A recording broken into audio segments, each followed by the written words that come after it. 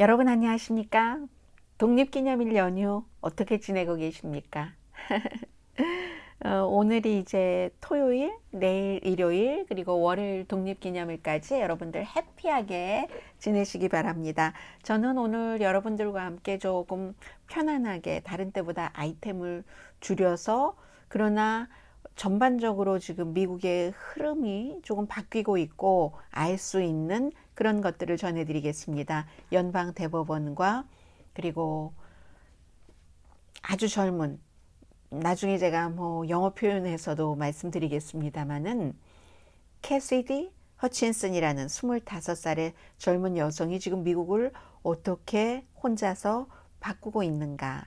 마지막에는 도대체 우크라이나 전쟁은 어떤 형태로 마무리가 돼야지 될까? 그러기 위해서 서방 세계가 할 수 있는, 해야 되는 일은 무엇인가? 이 세 가지만 전해드리겠습니다.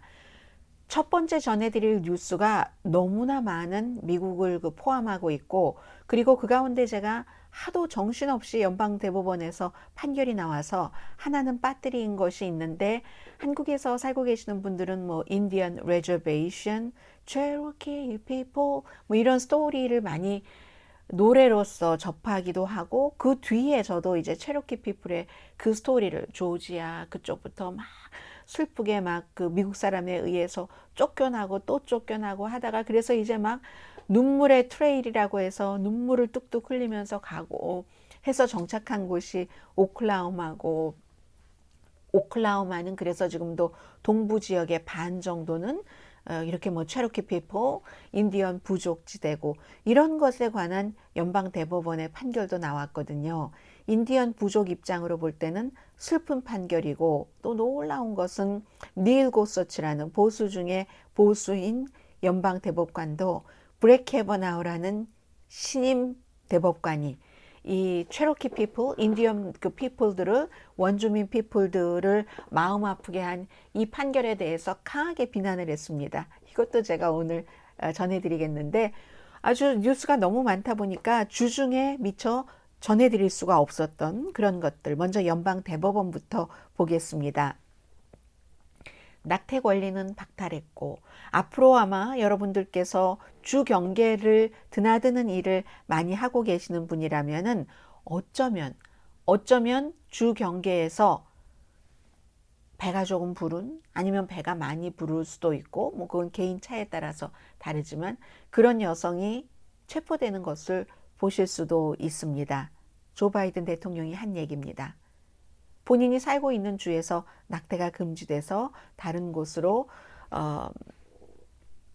아이를 그러니까 유산을 하기 위해서, 인공 유산을 하기 위해서 가는 그 주 경계에서 체포되는 임산부를 볼 수도 있을 정도의 낙태 권한을 박탈했고, 수십 년 동안 참 안정적으로 지켜져 왔었던 그런 그 연방에서의 낙태 권리인데 뒤집었고요.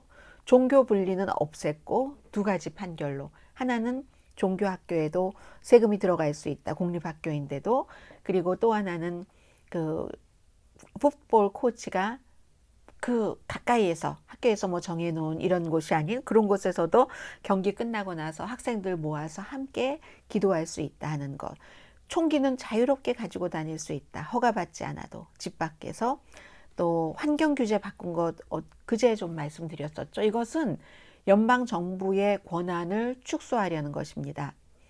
이민에 대해서는 조금 앞서 말씀드린 것과는 다른, 누군가 미국으로 와서 살고 싶어서 난민 신청을 하려고 할 때 멕시코에서 기다려라 하는 것을 원래 트럼프 전 대통령이 만들어 놨기 때문에 그것은 없던 걸로 그렇게 하지 않아도 된다는 판결을 내렸고, 그리고 이제 인디언 부족의 그 원주민 부족의 권한을 제한하는 이런 것들로 보겠는데, 원주민 부족의 권한을 제한한 그 판결부터 보겠습니다. 이것은 결국은 그 오클라호마에서 인디언 부족 지역이 있잖아요. 레저베이션. 그 인디언 부족 지역에서 인디언 부족이 아닌 다른 사람이 범죄를 저질렀을 때 그 범죄자에 대한 기소권은 인디언 부족이나 연방 정부만 갖고 있다. 지금까지 이렇게 해왔습니다. 아주 오래된 건 아니지만 이렇게 해와서 2020년도 이런 형태의 것이 이제 조금 다른 색깔로 판결이 나왔는데 어쨌든 그 주제는 그런 겁니다. 그랬을 때 그걸 쓴 사람이 닐 고서치라는 보수였고 그 당시에도 5대 4였거든요. 그랬는데 이번에 대법원 구성이 많이 바뀌면서 닐 고서치라는 보수 대법관들이 3명의 진보 대법관에 가담을 했는데도 5대 4로 그것이 뒤집혔습니다. 말하자면 앞으로는 인디언 부족 지역에서 인디언이 아닌 다른 사람이 범죄를 저질렀을 때 그 사람을 기소할 수 있는 권한이 연방정부나 인디언 부족에 있는 게 아니라 주정부나 로컬 정부, 인디언 부족 그 땅이 있는 그쪽 정부에 속해 있다 하는 겁니다. 결론적으로 이것도 똑같은 판결을 놓고 매체마다 다르고요. 인디언 부족의 말을 들어야 되겠죠. 이런 케이스는 인디언 부족은 우리 인디언 부족의 권한을 줄인 것이다. 그런데 똑같은 것인데 월스트리트저널은 인디언 부족을 보호하기 위해서 이 같은 판결이 나왔다. 인디언 부족이 피해가 됐는데 그 가해한 사람이 인디언 부족이 아니었을 때 지금까지는 그 가해한 사람을 인디언 부족이나 연방정부가 처리를 했다는 겁니다. 말하자면. 그런데 앞으로는 이걸 주정부와 로컬 정부가 처리를 하겠다는 거죠. 현재 인디언 그 부족에서는 현재의 이 주지사, 이 주정부가 우리 인디언 부족에게 그렇게 살갑지 않다. 지금까지와 다르다. 결론은 그 어떠한 범죄를 저질렀을 때 인디언 부족의 범죄자를 처리하는 것이 권한이 있는 게 아니라 인디언 부족의 권한을 줄여보려고 하는 주정부에 있다 하는 겁니다. 이 케이스가 2015년도에 한 남자가 5살짜리 스텝도러를 양딸을 인디언 부족 이 지역에서 학대를 했는데 5살인데 나중에 학대하고 나서 봤을 때 19파운드밖에 안 됐고요. 몸무게가 생후 뭐 하루 된 아이도 6파운드 넘잖아요.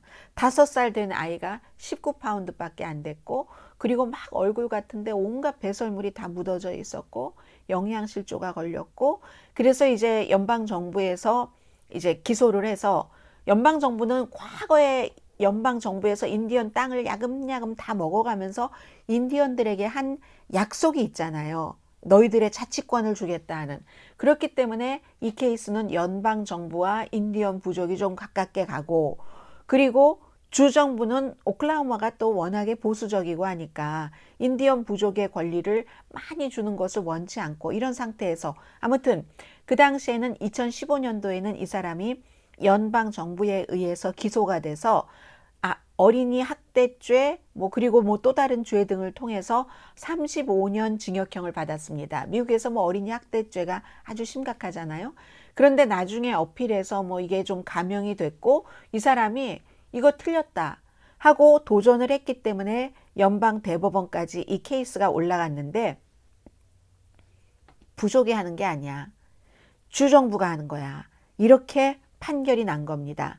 그래서 원주민이 그것을 원주민 스스로가 할 수 있어 하는 그 권한을 줬을 때 2020년이었습니다. 정확하게 획기적인 권한이다 라고 했고 그것을 쓴 사람이 닐 고서치거든요. 판결문을 쓴 사람이. 이게 뒤집어진 겁니다. 인디언 부족도 지금까지 갖고 있던 권한을 뺏기게 된 거죠. 그리고 이것은 오클라호마, 체로키 피플 뿐만이 아니라 미국 50개 주에 모두 인디언 부족이 있습니다. 캘리포니아 주에도.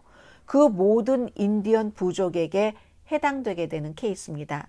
여성들이 지난 50년 동안 낙태에 대해서 낙태를 할 권한을 가지고 있다가 이번에 어떤 주에 사느냐에 따라서 주의 50개 주 가운데서 반이 넘는 26개 주에서는 낙태권을 빼앗기게 된 것과 마찬가지로 인디언 부족도 누리고 있었던 어떤 인디언이 아니더라도 그러니까 원주민이 아니더라도 그 사람이 우리 땅에 들어와서 우리 랜드에 들어와서 범죄를 저질렀을 때는 그 사람을 우리가 처리한다 하는 이 권한을 지금까지 누리다가 빼앗긴 겁니다. 그런데 월스트리트저널은 이게 원주민 피해자를 보호하기 위해서 그렇다고 주장을 한다니까는요.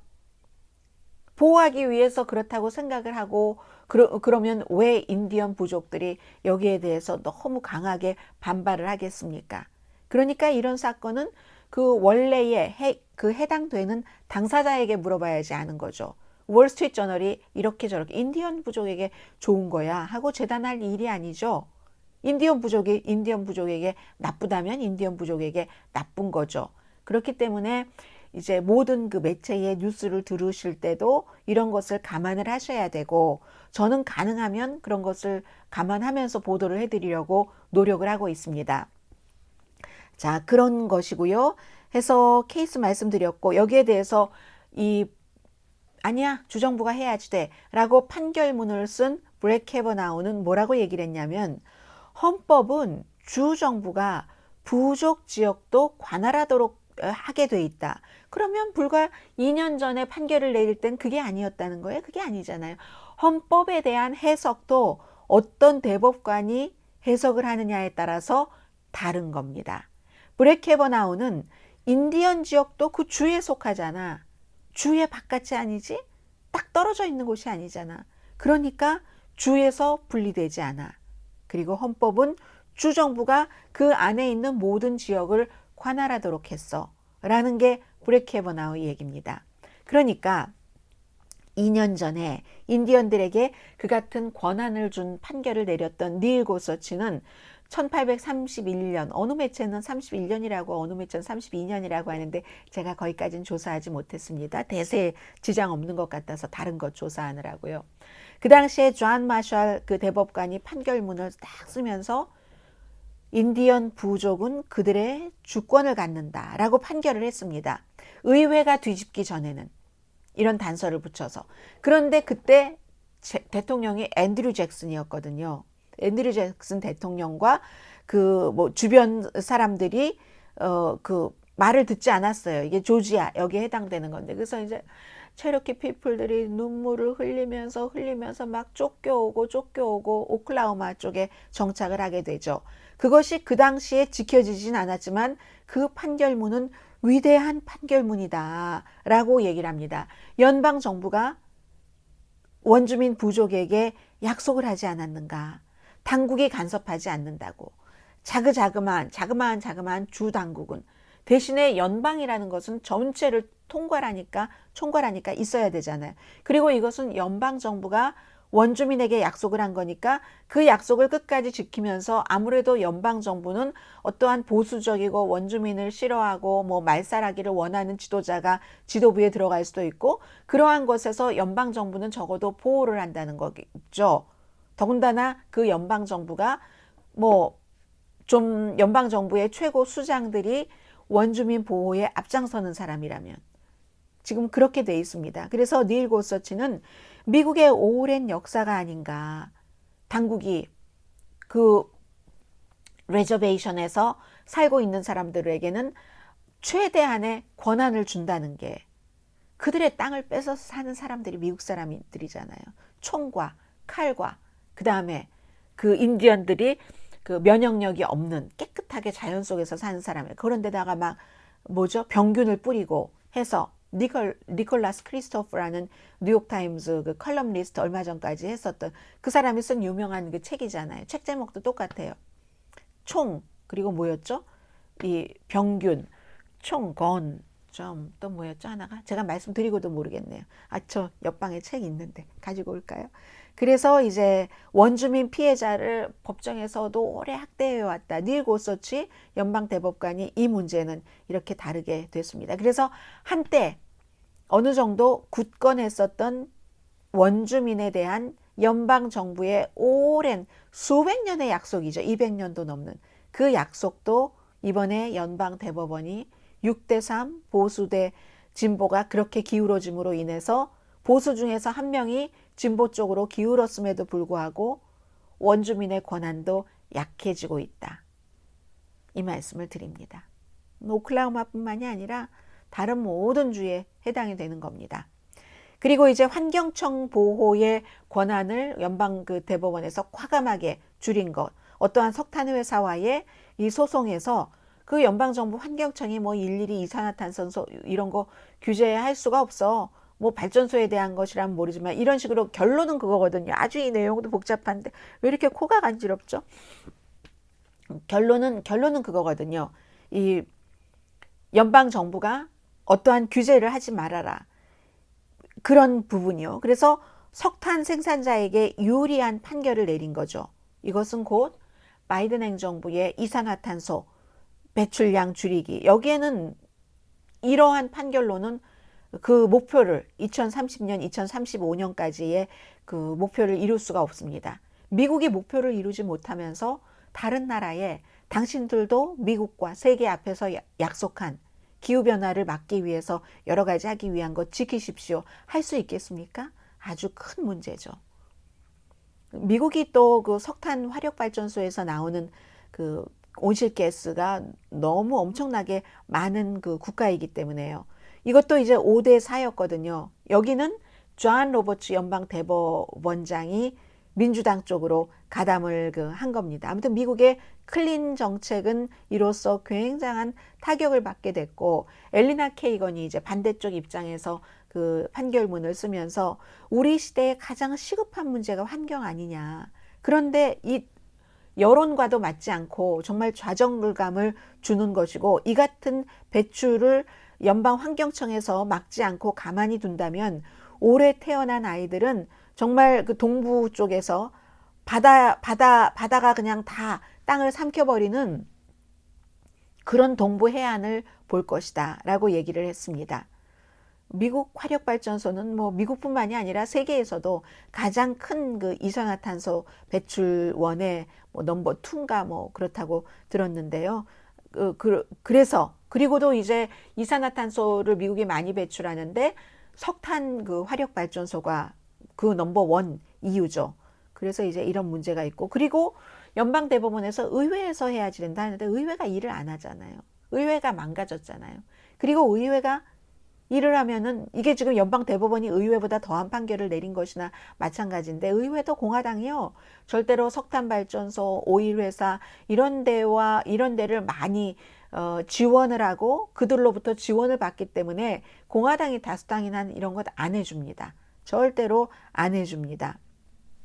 너무나 정치적이 됐다는 것. 그리고 또 이제 시간이 있으면 연방대법원에 대해서는 클래런스 토마스 연방대법관이 정말 수십 년 동안 말도 안 하고 뭐 판결문도 안 쓰다가 이번 주에 뭐 2번이나 판결문을 쓰고 총기 자유에 관한 것, 낙태 금지에 관한 것, 지금 파워의 절정입니다.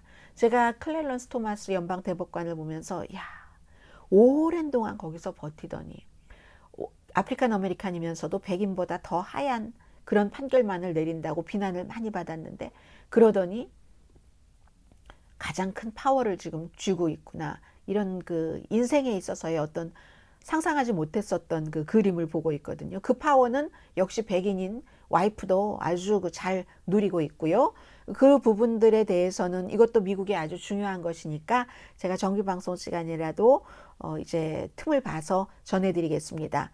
그러면 대강은 다 말씀드렸죠. 낙태 권리 없애고 총기 권리 확대하고 정부 권한 환경 규제로 줄이고 이민에 대해서만 조금 느긋했고 인디언 부족의 주권도 제한했고, 이게 연방대법원인데 여기서 더한 일들이 나올 겁니다. 여러분들 뭐 이럴 때 미국 사람들 그 안전벨트 잘 매고 있어? 라고 얘기를 하잖아요. 어퍼머티브 액션은 끝날 겁니다. 많은 한국 부모님들이 뭐 하버드의 어퍼머티브 액션 그 판결을 내리는 건데 그거 뭐 그래서 우리 아이들이 어때 하지만 저는 개인적으로 이게 정말 정확하게 개인적으로라고 말씀드립니다. 오늘 주말에 유튜브니까. 그렇게만 점수 때문에 학교에 들어간다고 어퍼머티브 액션 때문에 우리 아이가 점수가 좋은데 아프리칸 아메리칸이나 히스패닉 애들 때문에 못 들어가라고 생각하시는 부모님들의 생각과 동의하지 않습니다. 그 생각에 반대합니다. 학교에서 지금도 이미 에이시안들이 40%가 많고 하는데 하버드에서 좋을 수가 없어요. 세계적인 지도자를 키워내려면 그렇게 되는 경우는 시험 학원 많이 가고 SAT 잘 보고 어떻게 저렇게 하고 하니까 그러니까 SAT 없애잖아요. 다른 시험들도 없애잖아요. 그게 부모가 돈 있고 열심히 아이들 쫓아다니면 다 할 수 있는 거다 해서. 그렇지 않고 아프리칸 아메리칸이나 많은 히스패닉인 대부분의 그런 경우에 에이시안 아메리칸보다 돈도 많지 않고 뭐 교육열 같은 것도 대단하지 않을 수도 있는 그런 경우에 아이들이 피해를 본다는 거잖아요. 그런 것도 있고 또 아이들이 학교에서 이런 인종 저런 인종 그런 부자 만들어 가야 돼요. 앞으로는 그런 모든 것을 해줄 수 있는, 그리고 가정에 아무런 문제도 없는, 마약 문제 이런 것도 없는 그런 아이들끼리만 모여서 아주 내로우 마인디드가 되는 거죠. 가난한데도 여기까지 어떤 형태로 와서 이제 결혼해서 막상 공부를 해보니까 뭐 대학교 가면 대학교 과외 수업 받는 거 아니잖아요. 하니까 야, 일취월장하더라. 이런 것도 보고 야, 나는 저런 상황에서 살지 않았는데 어머, 내 친구가 그렇게 살았어? 나 우리 부모에게 감사해야 돼? 그런 여러 가지 아주 극단적인 상황에서 산 그 친구들과 같이 수업을 못하는 데서 잃어버릴 수 있는 것들도 너무너무 많거든요. 모든 것의 다양성을 얘기를 하잖아요. 부에 대해서, 인종에 대해서, 어떠한 무슨 문화 이런 모든 것에 대해서. 그렇기 때문에, 그리고 그렇게 될 경우 학교에서는 또 다른 방법을 찾아갑니다. 그래? 그럼 돈 들여서 학습할 수 있는 그런 거 우리 뭐 입학사정 할 때 없애지, 뭐 이런 형태로. 그리고 지역 안배도 다 해요. 이번에 동부에서 얼만큼 뽑자, 서부에서 얼만큼 뽑자. 우리가 지난해에 너무 많이 이쪽에 쏠렸어. 이 공부 숫자로만 갖고 성적만 갖고 뽑으면은요, 정말로 뭐 베버리 힐, 캘리포니아로 치자면 벨에어, 뉴욕의 아주 한복판 맨하탄, 아니면 뭐 그런데 실리콘밸리의 어디 이런 데서 아이빌리그는 다 가야지 됩니다. 공부 성적만 보면은. 왜냐하면 그 아이들은 성적으로 낼 수 있는 뒷받침을 다 받았기 때문에 대학에서 그걸 원치 않는 겁니다. 그리고 아이들이 그 4년, 5년, 6년 동안 같이 공부하고 하는 관계에서 인간의 성숙도 같은 것도 플러스가 될 수가 없어요. 그것, 하버드에 관한 이 어퍼머티브 액션은 끝난다는 판결이 나올 것으로 저는 확신합니다. 그리고 이 어퍼머티브 액션이 끝나면 미국에서 대학만 나오면 답니까? 아니잖아요. 직장에 가면 또 차별합니다. 직장에 가면 또 이제 역차별을 하는데 그때도 차별을 하지 못하도록 어느 정도는 여성도 뽑고 에이시안도 뽑고 뭐 이런 건 있잖아요. 그게 어퍼머티브 액션이죠. 그 모든 것들이 사라지게 되는 판결이 나올 겁니다. 그러니까 이제 단단히 놀라실 준비하시고요. 일부 부모님들은 좋아하실 거예요. 이게 단기적으로 좋은 게 장기적으로 좋은 게 아니라니까요. 그리고 저는 물론 지금 뭐 대학교에 들어가야지 될 자녀를 둔 부모가 아닙니다. 그래서 그런지 모르지만 저는 한 번도 그런 생각을 해본 적도 없지만 우리 아이만 잘 돼야지 된다라는 생각을 안 하셨으면 좋겠다. 여기까지만 하죠. 네. 그리고 투표를 공정하게 할 수 있는 권리가 파괴되는 판결이 나올 겁니다. 이 두 가지 판결이 지금 이제 연방대법원 휴회에 들어갔지만 10월 1일에 시작이 되면은 굉장한 세계적인 뉴스가 될 겁니다. 그리고 이러한 것들은 미국이 처지는 길로 가는 그런 어떤 그 처지는 길로 가는 시작이 될 수도 있습니다. 나중에 어떤 형태로든 바로잡지 않으면. 연방 대법원에 관한 얘기 오늘 조금 길게 전해드렸고요. 그리고 이 캐시디 허친슨이라는 25살의 백악관에서 인턴부터 시작해서 차곡차곡 비서실장의 최고 수석 참모까지 간 이 여성의 의회 의사당 폭동 청문회 증언 말씀을 드리겠습니다. 이 수석 부자관이 공화당 트럼피즘 안에 들어가서 일을 오래 했었고, 그러니까 본인이 선택한 거잖아요. 인턴십을. 테드 크루스라는 티파리가 지원을 해서 당선된 그런 사람 안에서도 이제 그것을 했는데, 그렇게 해서 백악관에 대학 다닐 때 한 번 인턴, 대학 졸업하고 다시 들어와서 일을 하고 보고 1월 6일 폭동 사건 전후로 해서 보니까 이건 아니다 해서 뭐 보스에게도 누구에게도 대통령에게 얘기하세요, 뭐 하세요, 이런 얘기도 많이 했대요. 하면은 그러다간 이리 걸리고 저리 걸리고 너 온갖 걸로 다 기소될 거야, 이런 얘기도 들었고요. 말하자면 그건 트럼프 전 대통령의 복수를 말하는 겁니다. 그런데 이 여성이 정말 용기를 내서 트럼프 주변에 그 터프하다고 앞에서 얼마나 나섰던 그 남자들이 하나도 하지 않는 것을 뒤에서는 또 해요. 에이, 그건 아니지 하면서 트럼프 앞에서는 꼼짝 못하는 그 모든 남성들을 다 제치고 이 여성이 나와서 트럼프 전 대통령은 1월 6일 의사당 폭동사건 그 직전 연설을 하러 연단에 올라가기 전에 자신의 지지자들이 무기를 갖고 온 것을 알았습니다. 그걸 알면서도 금속 탐지기를 치우라고 했습니다. 그 사람들이 나를 해칠 사람이 아니다. 나는 그들과 함께 의사당으로 간다. 무기를 가진 그 사람들과 무기를 가졌고 그때의 그 열기와 모든 것은 폭력이 일어날 수 있다는 가능성을 다 알면서도 그러면서도 나도 같이 가겠다 했다는 거잖아요. 그 모든 것. 못 가게 경호원이 막자 뭐 핸들을 잡고 리무진에 이렇게 했다는 그런 증언을 한 겁니다. 그리고 금속 탐지기 다 걷어내. 나의 지지자들이야. 쉽게 들어오게 해. 그들을 쉽게 그렇게 일을 할 수 있도록 해줬다는 거잖아요. 이건 이제 분명하다는 거죠. 재선에 진 미국 대통령이 권력 이양을 막고 본인이 그 권좌를 지키기 위해서 폭력을 조장했다. 공화당 주변 인물들은 그리고 트럼프를 막지 않았다. 이것도 증언에서 나왔고요. 그리고 그 이후에는 트럼프 전 대통령에게 책임을 묻지 않기로 결정을 했다. 그 뒤에 트럼프 발밑바닥에 엎드려서 본인의 권력을 잡기 위해서 트럼프와 손을 잡았다. 그 다음에는 더 강하게 부정선거야 라고 주장까지 하게 됐다. 이게 이제 시나리오잖아요. 그래서 트럼프 측에서 12명 이번에 의사당 폭동사건 증언한 사람들의 변호사 비용을 댔답니다. 이것도 이제 어제 나온 뉴스고요. 두 가지죠. 트럼프 전 대통령이 이 일로 기소될 것인가? 아니면 기소되지 않고 2024년도에 출마할 것인가? 이 일로도 기소되지 않는다면 이 같은 증언으로도 물론 팔로우 확인은 있어야 되겠죠. 그러면 기소되기 힘든 것입니다. 그런데 거의 대부분의 사람들은 기소될 가능성이 높다고 보고 보수 매체나 보수 오피니언 리더들도 이 25대 그리고 텔레비전으로 2시간을 봤기 때문에 사람들이 다 알잖아요. 지금 저 증언하는 사람이 흔들리네, 거짓말을 하나 아닌가? 굉장히 여자가 터프해 보이네. 남자들이 잘하는 말 있잖아요. 듣기 싫어하는 말. 터프한 게 나쁜 겁니까? 남자가 터프하면 좋고 여자가 터프하면 나쁘대요. 그렇게 따님들한테 얘기하지 마세요.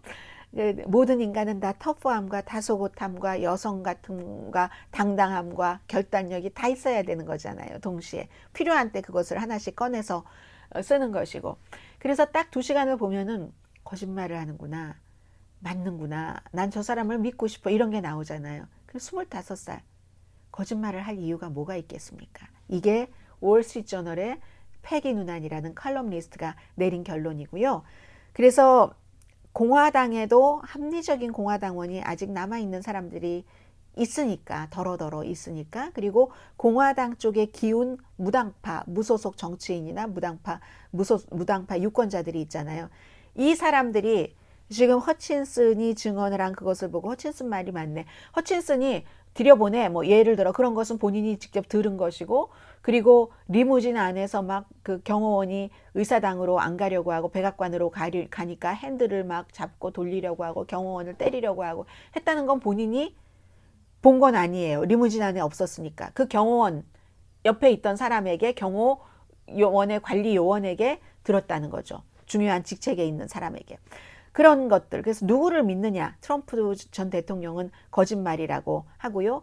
여기에 따라서 미국의 운명은 달라지는 겁니다. 트럼프 전 대통령이 들어와서 3명의 보수적인 연방 대법관을 임명을 해서 총도 로스앤젤레스나 앞으로는 로스앤젤레스에서도 뉴욕시에서 맘대로 가지고 다닐 수 있게 됐고, 여성들은 낙태 권한을 잃어버리게 됐고, 정교 분리는 완전히 없어졌고, 환경 규제는 하기 힘들어졌습니다. 또 트럼프 전 대통령이 될 수 있다면 얼마나 더 극단적인 것이, 극단으로 유명해진 사람은 더 극단적인 것을 내놓을 수밖에 없습니다. 그래야지 인기가 유지가 되죠. 그런 지금 부분이고요. 그런데 지난주인가요? 이번 주인가요? 뉴햄프셔에서 여론조사를 해봤더니 처음으로 트럼프 전 대통령보다 플로리다주의 론 디센티스도 만만치 않은 보수지만요. 론 디센티스의 지지율이 뉴햄프셔에서 처음으로 트럼프보다 높았답니다. 글렌 용킨도 있잖아요. 버지니아 주지사. 그래서 약간씩 트럼프 전 대통령의 힘이 빠지는 건 느낍니다.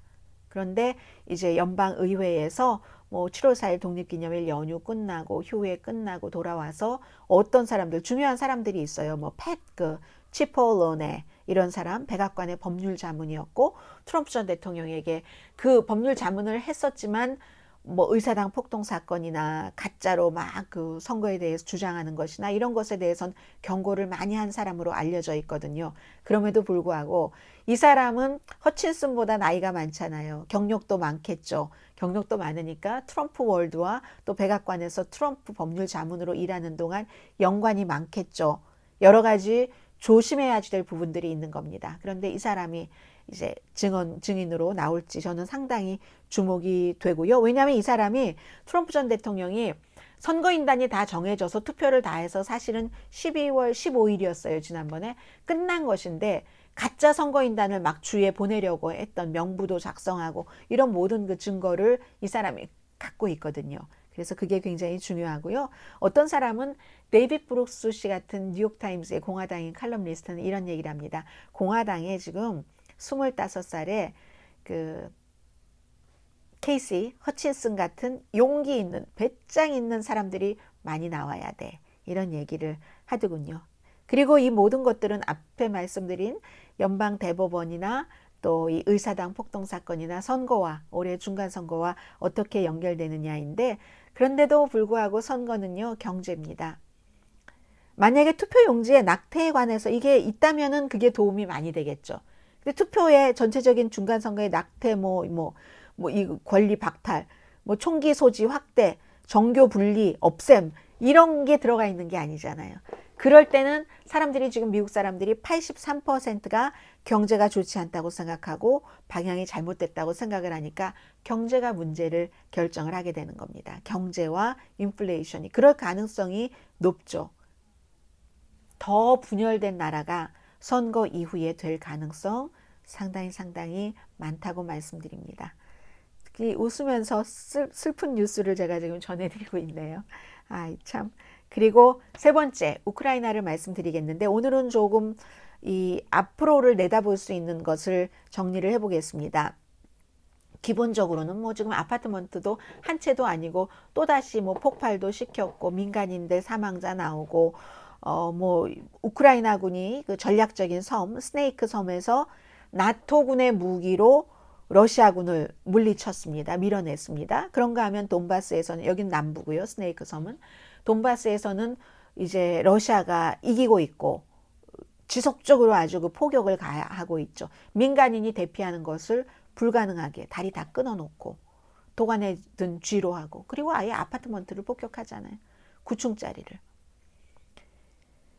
처음에 몇 개월 동안은 우크라이나가 예상하지 못했던 것으로 잘했죠. 예상 훨씬 이상으로 잘했습니다. 그리고 이제 그 뒤에 경제 제재 같은 것이 러시아에 많이 들어갔고 상징적으로 빚은 늘어났습니다. 러시아가. 그러니까 이제 뭐 디폴트, 채무 불이행 이런 것도 하는데 달러 시스템을 쓰지 못하게 해놨으니까 이 전쟁 이전에 러시아가 약 400억 달러의 해외 채권 빚을 지고 있었는데 외화 하고 금 보유고가 6,400억 달러거든요. 그러니까 지불할 수 있는데 지금 채무 불이행이라고 며칠 전에 말씀드렸는데 그건 상징적인 거죠. 그 시스템, 달러 결제 시스템을 쓰지 못하도록 제재를 했기 때문에 그리고 또 대부분이 이 6,400억 달러의 대부분이 뭐 해외에 있고 그것을 동결을 했고 영국을 포함해서 여러 나라가 그리고 이런 얘기도 있어요. 우크라이나를 포함해서 뭐 영국 같은 나라도 이 해외에 동결된 러시아 것을 다 이렇게 현금으로 해가지고 팔아가지고 우크라이나를 줘야지 된다 이런 얘기하는데 이건 미국 같은 데선 큰일 나 뭐 이런 얘기를 지금 하고 있고요. 우크라이나는 일단 처음에 이제 전쟁에서 승리를 했습니다. 그리고 지금부터 어느 정도의 긴 전쟁이 될지 모르겠어요. 그게 이제 정말 몇 년 갈 것인가 아니면 뭐 겨울이라도 휴전을 할 것인가 그건 아무도 모르는 거죠. 왜냐하면 푸틴과 젤렌스키의 마음에 많이 달려있기 때문에 한쪽이 우리가 정말 질 거야 라고 믿는다던가 한쪽이 우리가 정말 이길 거야 라고 믿으면 이길 거야 라고 믿으면 계속 가는 거고 우리가 정말 질 거야 라고 믿으면 더 피해가 있기 전에 협상을 해야 되겠네 하기 때문에 이것을 알 수가 없고요. 결론은 어느 한쪽이 싸울 의지가 전혀 없을 때까지 우크라이나가 지금 싸울 의지가 없지 않잖아요. 푸틴이 싸울 의지가 없지 않잖아요. 푸틴이 뭐 러시아가 화력이 얼마나 좋은데 그러겠어요. 완전 평지에서 처음에는 막 시가전이고 그러니까 막 이렇게 뭐 빌딩도 있고 뭐도 있고 하니까 이게 잘 어려웠는데 돈바스 거기 평야니까 러시아 바시치고 이미 전쟁하기 전에도 3분의 1은 러시아를 지지하는 사람이 많았고 러시안도 우크라이나에서 가장 많이 살고 있는 곳이 그쪽 지역이고요. 그런데도 다행스럽게 우크라이나 입장에서는 이게 끝은 아니죠. 러시아의 진격이 생각보다 느려요. 비용도 많이 들고 러시아 피해도 많고 또 그에 비해서 나토가 완전하게 우크라이나가 원하는 그 정도의 지원을 하지는 않지만 계속 뭔가를 새로 지원을 하잖아요. 또 새로운 전술도 있고 하는 것으로 뭐 기회가 있는 거죠. 잃어버린 영토를 모두 찾을 수는 없다 해도 돈바스 지역이라든가 다른 남부 지역에서. 그렇지만 우크라이나로서 지금 이기는 것은 우크라이나가 민주주의 국가로 가려고 하다가 이렇게 당했는데 우리는 앞으로 더 민주주의 국가로 갈 수 있다는 것을 보여주는 거죠. 일단 유럽연합 가입 신청이 받아들여졌고 서구적인 국가로 부상하겠다. 우리는 과거 러시아 아래서의 우크라이나가 아니라 그러면 이제 승리를 하는데 그러려면 지속적인 지원이 필요하다. 이건 이코노미스트의 주장입니다. 근데 여전히 의문이다. 처음부터 계속 말씀드렸어요. 어디까진 가지만 인플레이션과 선거와 이런 것으로 각 나라가 막 복잡해지면 이미 우크라이나 뉴스가 많이 뒤에 쳐졌잖아요. 저는 처음만큼은 아니지만 그래도 꾸준히 여러분들께 잊지 마세요 하는 뜻에서 전해드리고 있습니다. 중요한 그 줄기만이라도. 근데 많이 잊혀졌거든요. 표면적으로는 전쟁을 길게 하면 러시아에 유리합니다. 러시아가 우크라이나보다 경제력도 훨씬 크고 더 좋고 화력도 많고 딱 그 전쟁에 필요한 나토가 규모가 크더라도 뭐 그쪽에서 지금 전쟁을 하는데 필요한 만큼의 그 탄약 같은 것을 맘대로 그 공급을 하지 못하고 있기 때문에 그런데 이런 건 또 단점이지만 의욕적인 전사들이 아직 많은 겁니다. 우크라이나에. 그리고 나토 국가들이 우크라이나를 돕겠다는 의지를 잃지 않다면 나토의 전체 경제 규모는 전쟁 전에 그 러시아 경제 규모보다 한 10배는 많았거든요. 10배 이상. 그러니까 그래서 이제 뭐 이런저런 것으로 우크라이나가 그 스네이크 섬에서 러시아를 물러내는데 성공을 한 것이고요. 만약에 어느 순간 러시아가 입지를 잃기 시작하면 크렘린에서 분열이 될 수가 있습니다. 서방 세계에서도 교란작전이라는 걸 하잖아요. 푸틴과 엘리트들을 떨어뜨려 놓는 엘리트들도 자꾸만 자기네들 재산 잃어버리고 하면은 뭐가 좋겠습니까? 그런 형태로. 그래서 이제 유럽연합은 이미 우리 유럽연합으로 우크라이나를 받아들이겠습니다 한 것은 앞으로도 우크라이나 그 전쟁 이후에 지원해야 되는 게 많잖아요. 해주겠다는 뜻이고요. G7도 마찬가지 약속했고 나토 정상회의에서도 역시 동부전선에서 러시아의 권한이 약해질 수 있는 만큼을 했습니다.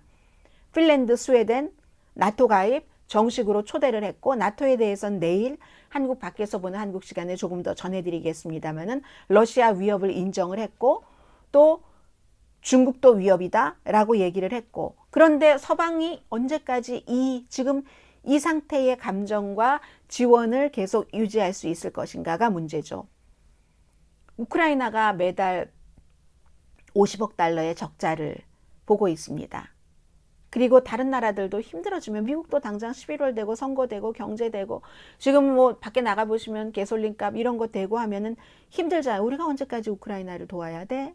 이렇게 할 수 있잖아요. 게다 대고 만약에 트럼프 전 대통령이 이럼에도 불구하고 기소되지 않고 대선에 출마해서 대통령이 된다면 우크라이나를 돕겠습니까? 만약에 장기전이 된다면? 그렇지 않죠. 러시아 돕죠. 푸틴 말이 다 맞다고 한 사람인데. 그런 게 있고요. 전 세계적으로 뭐 전쟁 비용이 증가를 하고 러시아의 지금 가장 원하는 시나리오를 생각해 보면 이런 거죠. 조금이라도 땅을 더 확보하고 지금 한 4분의 1 정도 가져갔다고 하나요? 전체 4분의 1 정도 확보하고 어느 순간에 승리를 선언을 하는 거죠. 승리 선언하고 이 정도 됐으니까 협상하자 하는 건데, 지금 또 우크라이나 사람들은요 80% 이상이 89%라고 하던가요, 83%라고 하던가요, 잃어버린 땅을 찾아야 된다고 생각한다는 겁니다. 러시아에게 땅을 줄 수 없다는 생각을 한다는 겁니다. 그렇기 때문에 서방 세계에서 러시아가 우리가 이만큼 차지했으니까 이겼고 이 정도에서 협상하지, 그걸 받아들이면 중대한 오산이다, 오판이다. 이코노미스트의 표현입니다. 푸틴 거기서 멈추지 않는다. 크림반도 합병했을 때 멈췄기 때문에 우크라이나 이렇게 됐는데, 또 여기서 또 우크라이나 4분의 1 땅 가져간 거 멈추라고 나중에 또 오거든. 그게 푸틴이거든. 그렇기 때문에 다음 전쟁을 막는 가장 좋은 방법은 각 나라에서 지도자들이 그런 영향력이 있는지 모르겠습니다. 지도자들이 국민에게 이게 우크라이나만 좋은 게 아니라 우리에게도 좋은 거다. 이게 민주주의가 파괴되고 뭐 중국이나 러시아 시스템이 되면 저는 싫거든요. 저는 중국 시스템 아래서 살기 싫고 러시아 시스템 아래서 살기 싫거든요. 북한 시스템 아래서 여러분 살고 싶으세요? 마찬가지잖아요. 저는 싫거든요. 그것을 국민들에게 설득을 시켜야지 된다는 얘기를 하고 있습니다. 그리고 우리의 안보다, 그게 우리의 안보다라고도 얘기를 하고, 그렇기 때문에 이제 러시아가 원하는 쪽으로 협상해 주는 것을 나쁜 평화라고들 얘기를 하는 사람들이 많죠.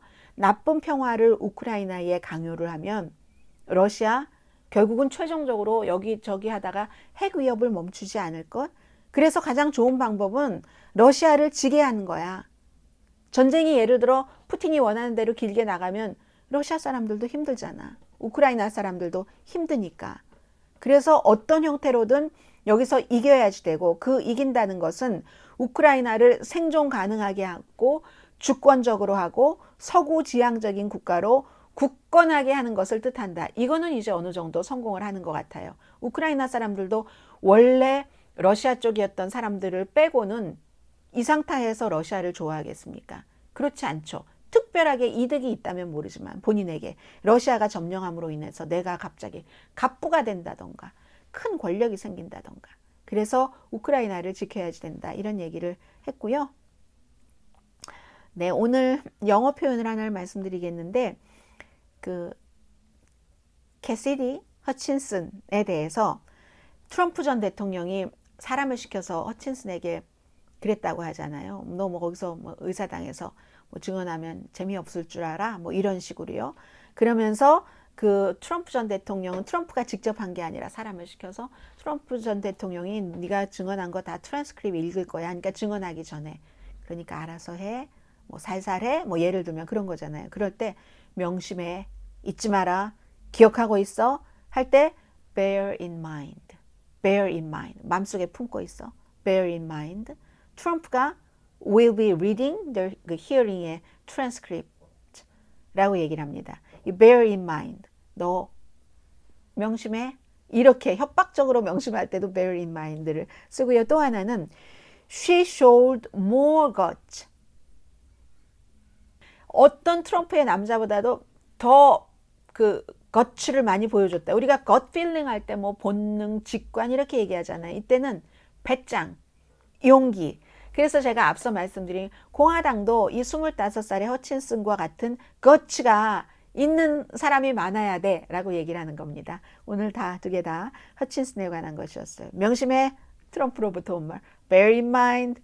그리고 more guts than, 다른 사람보다 이 guts, 용기, 배짱. 우리가 뭐 용기를 뭐 C자로 시작되는 단어를 많이 쓰는데 용기, 배짱, guts 이럴 때 굉장히 많이 씁니다. 조금 더 직접적으로 말하고 싶어 할 때, 현실적으로, 직접적으로 막 살아있는 말 있잖아요. 튀는 것 같은 말을 하고 싶을 때 그런 거 쓴다는 거 전해드리면서 내일 한국 밖에서 본 한국에서 뵙겠습니다. 강혜신이었고요. 어제는 조금 추웠어요. 그래서 회사에 얇은 옷 가지고 갔다가 임시로 걸어둔 두꺼운 옷을 좀 입었었거든요. 그런데 오늘은 좀 덥네요. 즐겁게 지내시고 내일 뵙겠습니다. 강혜신이었습니다.